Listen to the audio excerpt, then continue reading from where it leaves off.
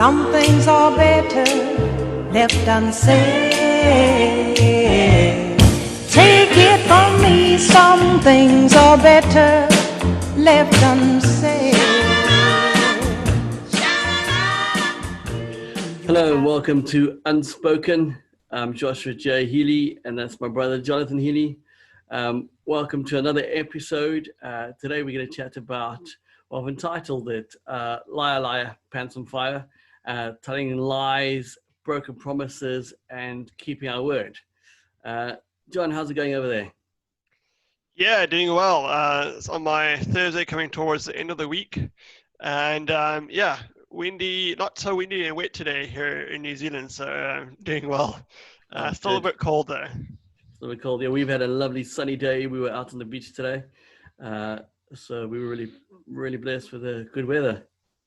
Oh yeah, are you guys on holiday then? Your school holiday? Yes, school holiday. So we've broken up. I've got a few days off with the children and with the wife, so that's fun. It's nice to be able to spend some proper time off. Unlike earlier when we were forced to take off, we had to do other things at the same time. Now we proper holiday. Well, while we're on that subject then, have you promised your kids anything for these days off? Well, yeah, funny. No, I try not to make any promises. Well, a couple of reasons, but mainly I don't know what's going to happen tomorrow. So my daughter does tend to say, "Oh, what's happening tomorrow? Is there anything exciting happening? Or what's happening?" And I try to keep it vague. Say, "Oh, well, maybe we'll do something like this, or hopefully we'll be able to do this." Especially, I think with children, well, we were raised from a young age with when you say something, then you must stick to it. So I don't want to tell her, yes, we're going to go to the beach, and then it starts raining. Even though the weatherman says it won't, it might. It's like coming back to it. But one of the few jobs where you can say something and it not end up being right is being a weather person. But yeah, so we try not to say anything. Good leading to that whole thought. Broken promises. I mean, children especially. They really trust what you say. They really trust. I mean, if you can try to think back, I know it's a while, maybe not that long, but when you were younger and when you asked your dad for something and whatever it may be, a lot of children ask for toys, a lot of pets, going places. Sometimes you'll see in a movie where that kind of like the way they set up how a bad father is. If they promise, oh yeah, I'll be at the game, and then the kid's waiting, looking out, standing at the baseball diamond, and he's standing there and he's looking into the crowd and he doesn't see his father, and he's disappointed. There's always that typical scene of broken promises, or soccer, yeah. Or yes, or soccer or football, whatever part of the country you're coming from the world. Yes, I mean, can you relate to that? Can you recall any times where that's happened? Yeah, so obviously, Dad and Mum were careful with what they say. They believe in the power of your tongue or power of your word. But I think just thinking that a parent or a type of role, the reason why a movie can set that up is because we want our parents to be trustworthy, and we want our parents to, when they say something, we don't have a desire for them to be wrong, and we don't want to be disappointed by them. But there is this, you look up to your parents, you do. You look up to your bosses or to a person, and that comes with responsibility of what you're saying. And I think mainly possibly with friends and stuff like that, it was more disappointing when they say, no, we'll get together on the weekends or something like that, very, very relaxed. They weren't promising something, but they were saying yes, so they will try to make an effort to meet up, And then on the phone, or like when I was getting older and like waiting for that message to come, like, are we doing something on Friday night? And it never comes or something. And getting disappointed in that type of moment where it's not the end of the world. It's not going to, maybe it changes my life if it happens a few times. But it's just kind of a bit of a niggle of a notch of, you didn't promise anything. You didn't even, it's just what you said of this is your try, and it would be nice to know why that didn't happen. But no, I think I'm privileged to raise in a two-parent home where they were careful, maybe not with not promising, but just with what they were saying, and what they were able to achieve or bring to the table. Yeah, it's interesting you mentioned the friends thing. I had a friend when I was younger who we'd organize something, and I like to think I'm a man of my word, and I try hard to do it, and which then also makes me think you must be careful what you're saying you'll do and what you'll do, because you still have to live up to it. But I had this friend where, if I go organize something, and listen, mate, in 2 weeks' time, let's go out for whatever. Let's go out for a movie. Let's go have some fun. And I'll be it. Then I'll pencil it in. And, if I told him, listen, I'll meet you there at 8 next week, Friday. Then next week, Friday, I don't have to speak to you again. Next week, Friday, I'll be there at 8 o'clock. And he used to text me every 2 days or something like that. Just, we still on for Friday? Well, we still on for, are we still on? Are we still on? And it's probably, I don't want to exaggerate now, but it must be about 4 or 5 times you message me and just like confirm. And then that Friday would come and he's like, are we still meeting 8? Are you sure? Are we? And looking back now, something must have happened in his life where he's lost trust with what people say. Or maybe just raised differently. Maybe just raised that you confirm often. But I used to find it so irritating. I'm like, dude, I said I'll be there, so don't worry about it. If I can't be there for some reason, then I'll let you know. But that's the problem, right? That's exactly what it is. It's not necessarily, it's about the trust. Somewhere along the line, someone asks a friend, or even his parents or whatever, someone's not kept to that, for 2 weeks. And I agree that confirmation is definitely not a bad thing. Especially in business and stuff, if you say something verbally, getting it down on paper or in an email, something these days, and that's awesome. But yeah, something happened, obviously, as like you say, that there needed to be a continued not encouragement, what's the word, reinforcement, affirmation, that yes, this is still the plan, and I'll let you know if anything changes. I think that's one of the things that also is helpful in communication or in promises.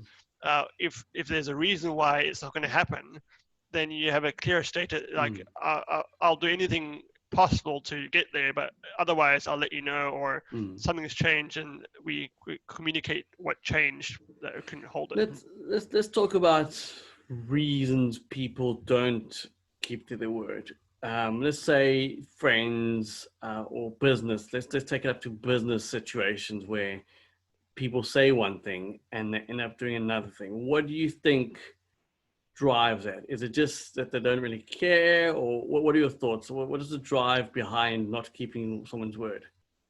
Yeah, sure. I think part of it is for us, it's quite a important core belief about what we say and what we believe. And so I think one of the motivation factors is that it doesn't matter that much to what you're saying. So if there's a reason why it changes, then it's okay. Then I don't have to pursue the promise or pursue what I said to, if it's going to inconvenience me. And so the reasons would be like, initially the person definitely thought that way and wanted to do what they said, but through different levels of uncomfortability or change, then it becomes less easier or harder for them to fulfill that. And so the motivations would be definitely either selfish or personal. That it's harder for them to fulfill it, and so depending on what your values are, then you're less likely to continue to do that. I think. So yeah, if a lawyer or someone in business, someone says something, and it's going to inconvenience them to whatever level they're uncomfortable with, then it doesn't matter. They don't even have to communicate that. Then it's obviously you need to understand that that's just not going to happen. Sorry. Yeah, that's what you said. I mean, it boils down to being selfish, isn't it? It's it, if my best interests, what I feel my best interests will be affected. So, for instance, I've said something, and I'll be able to, if I don't keep my word, if I don't say what I do, then I'll be able to make some money, um, or essentially I might get the promotion. If I don't, if I said I wouldn't tell anybody, but then actually now I'm going to tell something happened, or whatever the situation. It does boil down to selfishness, isn't it? I mean, it's my best interest not to hold my word. I mean, you can even go as small as, I said I'll be there at a certain time, and I'm running late because I did something else, and then I don't even, I just show up late. I personally find that that's kind of shows, well, if it was to happen to me, for instance, it shows me that I'm not important. When something happened, I'm not important enough to be on time, or unless something obviously happens. Sometimes things are beyond your control, especially now having kids. It's really difficult. So now that's what, at least we have the technology now where we can actually just say, listen, sorry, running late, be there, which is great. And I think that works out. But when it's something really big, I mean, in you mentioned lawyers are known to lie, and I mean politicians are known to lie, and there's almost like a blanket of a few different vocations where you say, oh, don't worry about it, they you don't believe them. It's kind of like they've got this get out of jail free card where we lie, so we'll just carry on doing it. And I suppose, I mean, a lawyer is a difficult one, because I mean, a lot of lawyers have to defend people who have actually done it wrong, and now they're trying to get them out of it, which is a whole different conversation. But like politicians, obviously we're talking about politicians and things as well in this podcast and these videos, and I mean that's the biggest one. I mean, there's so many, yeah. Do you think the lying with politicians though, like I haven't been in politics or in trying to run governments and stuff like that. I mean, I've been in leadership in small senses, but do you think when politicians promise something or like run their campaign in certain directions and say, this is what we're planning to do, there's the top 5 or top 10 things, and then like the first 2 they do, but the next 3 or whatever doesn't work out. Do you think that's a lie, or do you think that's able to do, or how can a political party rectify that? Because they can't just like say, like we would say to each other, like, yeah, I'll try and meet you at 10-ish, like, or around 10 or something like that. Use a phrase where it's not as on 10 is not, if it's 5 minutes either way. A political party can't say, yeah, so we'll try, raise income by about $1 million-ish, no one's going to buy that. So what no one's going to like vote for them, like, oh, what do you mean by ish, So what can they say, and then what are you suggesting that they do to keep their word, or yeah, well, what do they run on?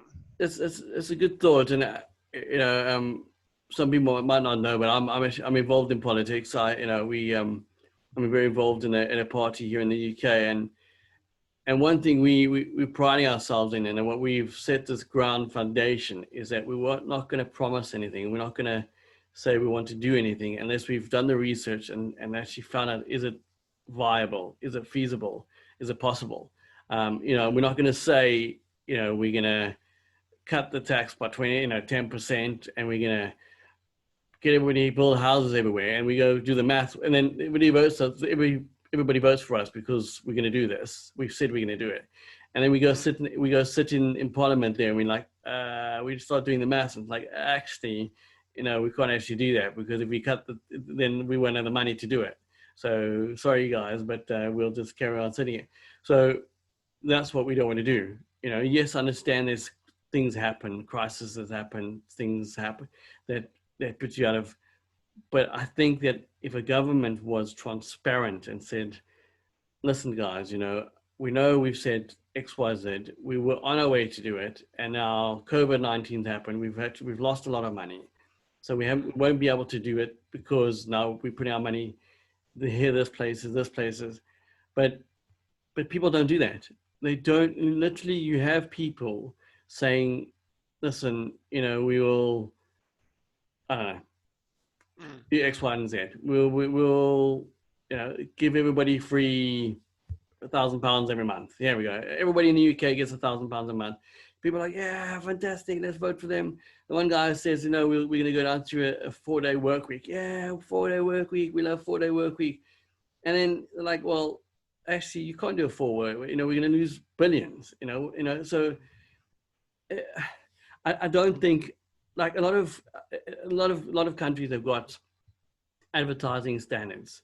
So McDonald's can't go and say, "Listen, we are selling these burgers for 50p or 50 cents," and then you rock up to the McDonald's and they cost £1. You can't do that. So there's laws against that, which is great, because I think that's important. You can't lie to them just to get them to come to you. And then, and I think that needs to be in all governments around the world, everywhere. And it's to say you cannot promise something that you can't actually deliver. Okay.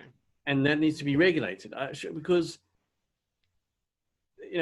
as you were saying, our parents, we trust our parents as children because we look up to them. And you'll trust your bosses just to say the right thing because we look up to them. It's the same with the government.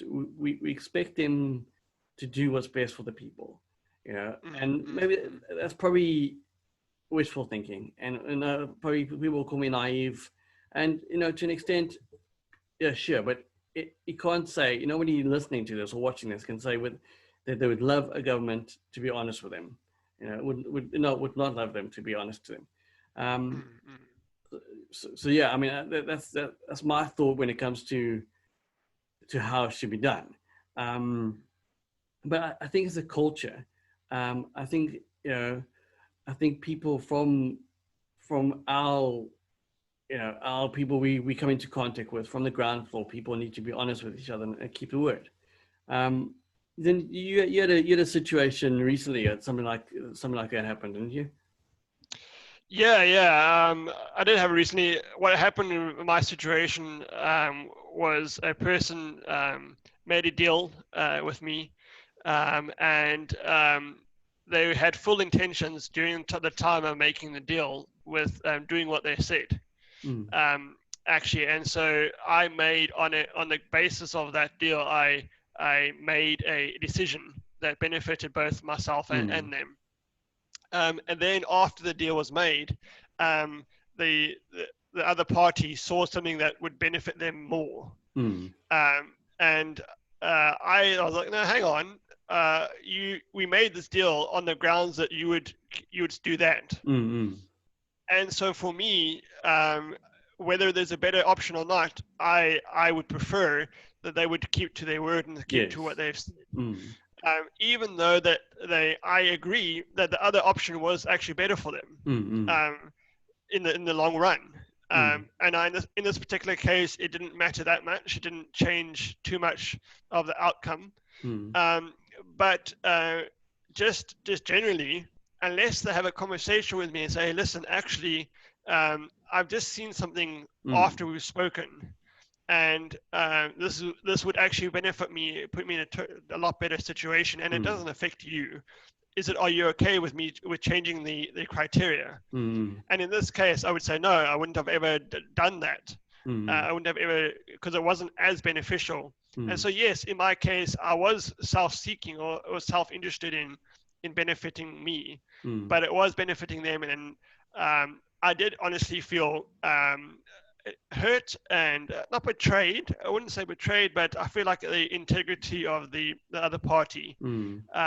I just have to look at them differently. I don't know if when I'm interacting with them, if I would ever be able to trust them on the same level. And it's not like I'm best friends or close colleagues or something with them that I need to trust them intensely. But it did hurt. It did cut me a little deep. And for me personally, I would just do it just because the moment doesn't matter as much as the long-term belief or core belief. So for me personally, it mattered in the long, grand, big concept of the idea. And I couldn't understand why it didn't matter in the same moment for that person, or they couldn't see. And it's just, I guess, different cultures or different way that we were raised, or how much what we saw as more beneficial. And the person obviously saw that in that moment it was more beneficial, and the long-term consequences weren't as valid or as important, or yeah, the person later on said that I had my emotions involved and they did not. And I found that quite interesting. I found that probably true, but my emotions were leading to the overall concept, the overall big picture, long term. And so, when in politics, it's not just for getting into power, but it's for if people should believe that political party. If a lawyer is keeping, if the weatherman is going to keep lying, no, not lying, no offense to weathermen, but if the weatherman is getting it wrong the whole time, then you need to be adjusting your stuff. You need to be correcting it to gain my trust. Otherwise, if you're going to keep telling me it's going to be sunny and it's always rainy, then I just lose the desire to be interested in what you're saying. Very true. I mean, let's take it really back, and let's just see if we can pinpoint where it all went wrong, where people actually start losing their honesty. I mean, if you let's go back, and we see movies of medieval times and even the 1800s, 1700s, where a man's honor, his word was his honor, and the man's honor was a very, very big thing. You insult my honor. There's the Spanish moved, they've moved. Oh, you insult my honor, and the Godfather, not so far back, it was about the honor. There's all these different.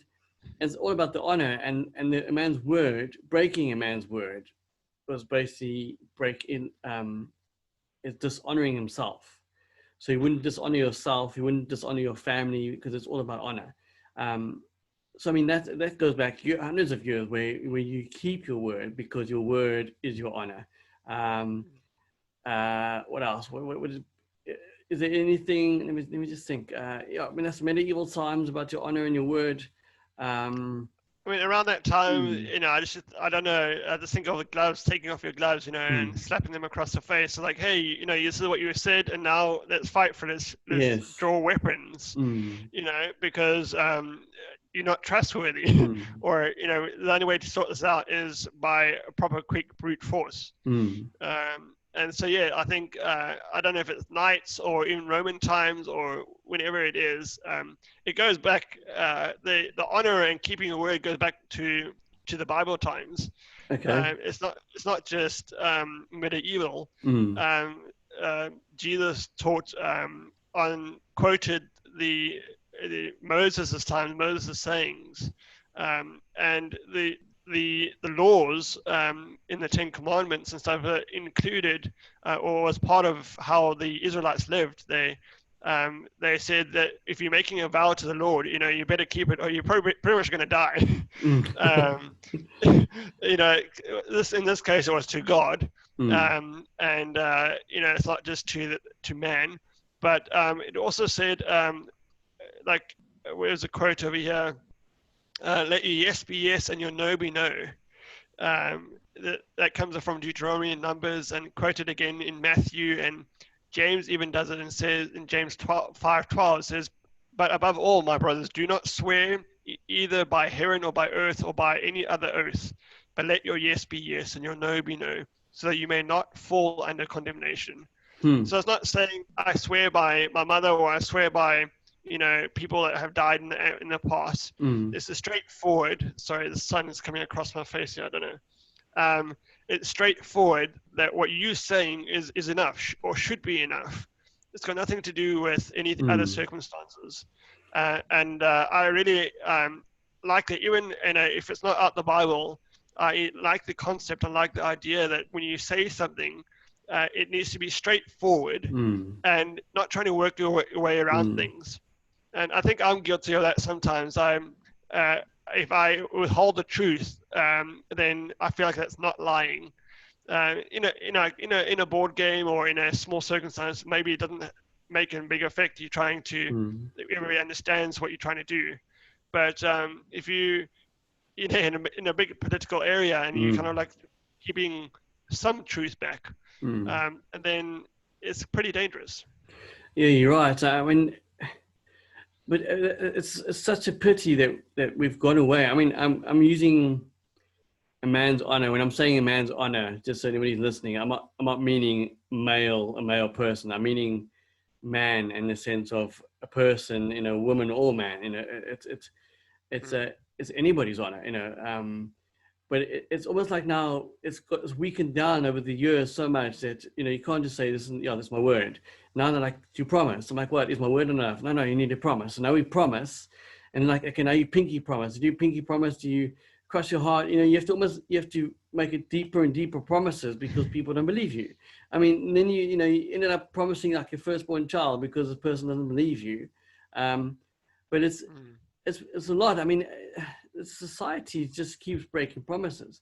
The biggest one is just really sad, unfortunately, is that wedding vows. I mean, people say wedding vows, and I'm sure at the time, when we both got married, when you got married and when I got married, we say the vows and we mean them absolutely like to the bottom of our hearts. And I'd like to think that everybody that gets married that says vows does, but I've heard some really weird vows where they omit. They don't say till death do us part because they're like, I'm not really going to say that because one, maybe if they don't really believe it, then maybe it's a good thing they're not saying it because then at least they're not going to break their word. But you get people that. Yes, I understand different reasons why different things happen. It's not always your fault. Different things happen. We're not going to go into debate about divorce, but I more want to talk about people who flippantly say things without, just because, no, we're just saying things. Promise. I wonder, do you think it's possible that society could go back to being people of our word, and if so, how would you? What steps? I mean, how? Yeah, I mean, I think there's a couple of different layers to that. I think that the main issue is the value you put on of what you're saying and what your long-term goal is.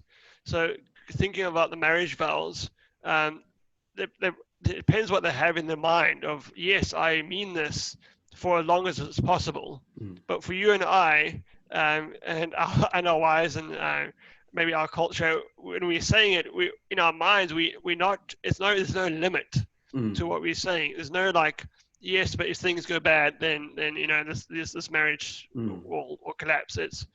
The commitment it's ingrained in us to make this commitment like in marriage for the whole time, our whole life, or until we die, or whatever the case is, And so I think it's the way that we think about our word and the way that we think about promises and the weight of them.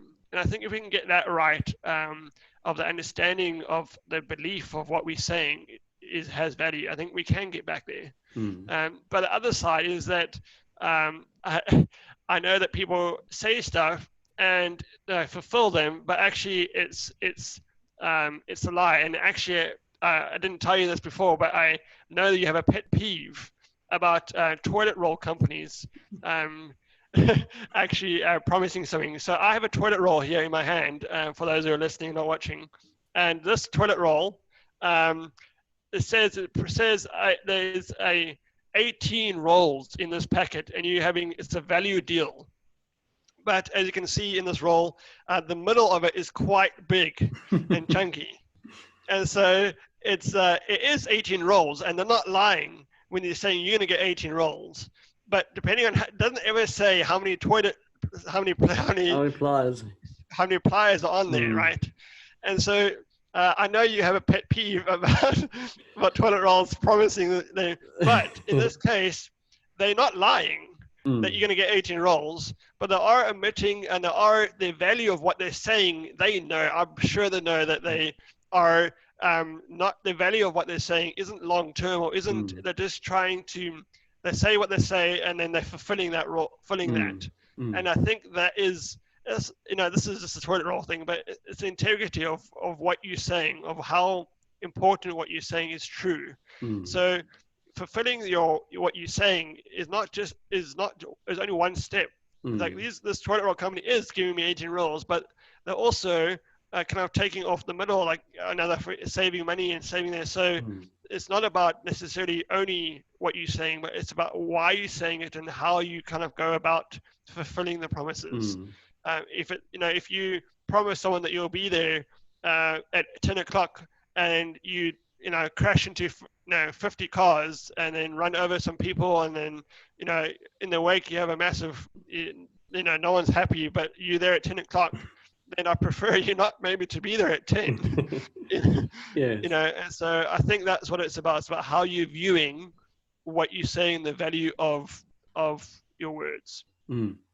Yes, good. Yeah, just to tell people, yes, when they, I don't know, it must be a few years now, when Twitter rolls just started coming out, and then the inside the carton was actually larger than the North it used to be, and they're the same size, but they're getting half the amount of toilet paper. I hated the fact that they're trying to pull wool over everybody's eyes, but there's many analogies we can use for that, and but yes, it's a good one. Thanks, Sid. But yes, I think we can leave with the biggest thought, which you said earlier, which is let your yes be yes, your no's be no. If you're not going to do something, just say, listen, sorry, I'd love to, but I don't think I'll be able to do it. Or rather than saying yes and then not doing it, I think there's actually a proverb like that, or some saying that, says, I'd rather have somebody say no and they won't help me, and then actually and later on come help me, and then rather say somebody that, yes, they'll come help me, but then they don't show up to help. And that's what it is, isn't it? You rather have somebody, you don't want somebody to disappoint you, rather have somebody surprise you and show up. I think if we can take one thing out of it, that is it. Let your yes be yes, let your no's be no's. Say what you mean and mean what you say. I think it's important. I think it's important as a society to be true to our word. And let's try to go back to that. We don't have to make promises. You just say it. Just say you'll do something and stick to it, or say you won't and stick to it.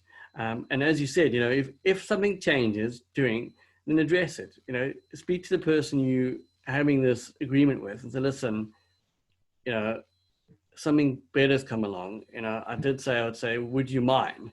And if they say yes, actually I would mind, then you're like, well, okay, then stick to your word.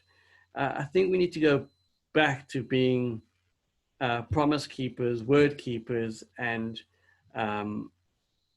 non-liars. I think it hurts people in both ways. Like sometimes we want to tell them or make a promise to our children or someone because we're wanting to give them the best and we're wanting to be in a position where we can fulfill things. But I think it hurts even more if you say something and then take it away. And so I agree. I think if you're going to say something, you should know that you can fulfill it or have the full desire to do that and complete it. And if you can't do it, then just tell them the truth. Tell them where you're at and communicate. And I don't think there's any pain or soreness in that moment with friends or something like that. I rather, if you tell me that you don't want to be friends or you're not going to make it, then I respect you a lot more than kind of doing the wool over your eyes and saying, no, I'll be there, and being all nice and nicey. Yeah. Good. Thank you, John, for the chat. So that's it. Let your yes be yes and no's be no's. Please, as usual, share this if you liked it, like it, subscribe, tell people about it. We'd love to hear from you. Thank you for those people that have been leaving us comments and sending us messages. It's great to hear the feedback. But until next time, that's us. So we'll see you on the flip side. Some things are better left unsaid.